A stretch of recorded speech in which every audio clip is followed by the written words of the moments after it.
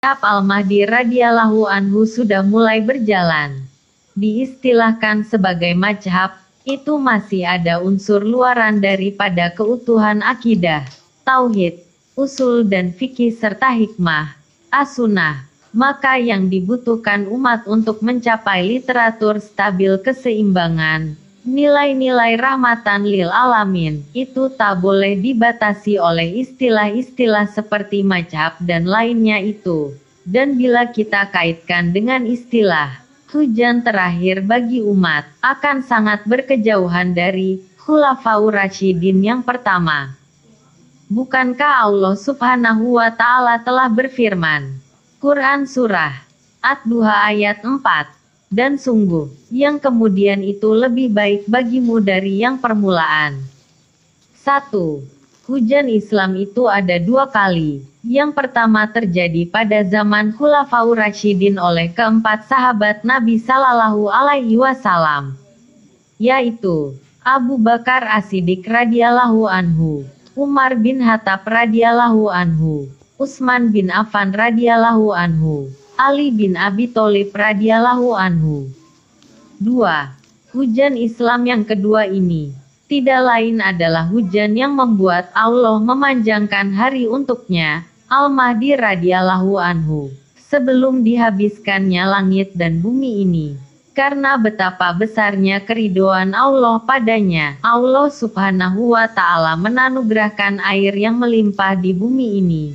Banjir bandang di mana-mana, gunung-gunung meletus gempa-gempa, hujan tak tentu waktunya lagi. Arab Saudi yang dahulu kering kerontang, sejak beliau lahir, kini Arab Saudi sudah sangat menghijau dan Arab dituruni salju tebal. Quran Surah Al-Waqiah ayat 3. Kejadian itu merendahkan satu golongan dan meninggikan golongan yang lain. Dikatakan, yang kemudian lebih baik bagimu, Nabi Muhammad Sallallahu Alaihi Wasallam, adalah karena sahabat Nabi, Khulafaur Rasyidin itu, masih dekat dengan Nabi, baginda Nabi langsung yang mengajarinya, dibimbing langsung oleh Nabi Sallallahu Alaihi Wasallam, dan mereka hanya meneruskan saja kepemimpinan baginda Nabi. Quran Surah Al-Isra ayat 86-87. Dan sesungguhnya jika kami menghendaki, niscaya kami lenyapkan apa yang telah kami wahyukan kepadamu, Muhammad, diangkatnya Al-Quran, dan engkau tidak akan mendapatkan seorang pembela pun terhadap kami, kecuali karena rahmat dari Tuhanmu. Sungguh karunia-Nya atasmu, Muhammad, sangat besar. Berbeda jauh dengan yang kedua ini, hujan terakhir, tidak ada lagi nabi, tidak ada rasul, di mana ajaran-ajaran Islam sudah melesat jauh dari porosnya. Umat Islam sudah bergeser jauh, karena Allah Subhanahu wa Ta'ala telah mengangkat pemahaman Al-Quran dari dada-dada mereka. Akibat kemusyrikan demokrasi dan kotoran riba menjaring seluruh dunia, menyebabkan mereka dangkal, rusak akidah dan tauhidnya, dan Al-Quran tidak sampai di kerongkongan mereka. Quran Surah Al-Qasas ayat 86-87. Dan engkau, Muhammad, tidak pernah mengharap agar kitab, Al-Quran, itu diturunkan kepadamu. Tetapi ia diturunkan sebagai rahmat dari Tuhanmu. Sebab itu janganlah sekali-kali engkau menjadi penolong bagi orang-orang kafir, dan jangan sampai mereka menghalang-halangi engkau, Muhammad, untuk menyampaikan ayat-ayat Allah, setelah ayat-ayat itu diturunkan kepadamu. Dan serulah manusia, agar beriman kepada Tuhanmu, dan janganlah engkau termasuk orang-orang musyrik. Quran Surah Al-Fatir ayat 32. Kemudian kitab Al-Quran, itu kami wariskan kepada orang-orang yang kami pilih di antara hamba-hamba kami.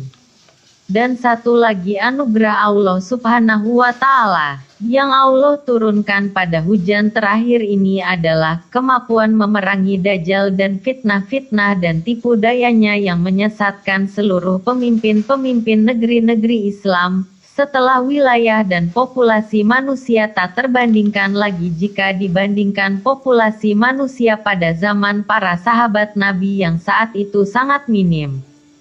Semakin padat dan luas populasi manusia, akan semakin sulit diatur dan ditata. Nah, ini juga salah satu kebaikan yang lebih untuk umat ini saat ini dibanding di zaman para sahabat yang 4.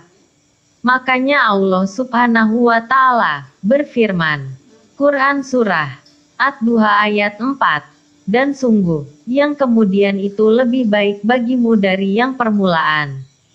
Maka, mudahkanlah baginya, Al-Mahdi radhiyallahu anhu, dengan meninggalkan seluruh fanatik mazhab, tetapi ambil ilmunya, tinggalkan fanatik mazhabnya, aliran, kelompok dan rasis-rasis itu, agar jangan sampai seluruh cabang-cabang jalan yang membengkokkan itu, akan merepotkan umat sendiri menemui kesejatian fitrah dirinya dalam berhubungan dengan Allah Subhanahu wa Ta'ala.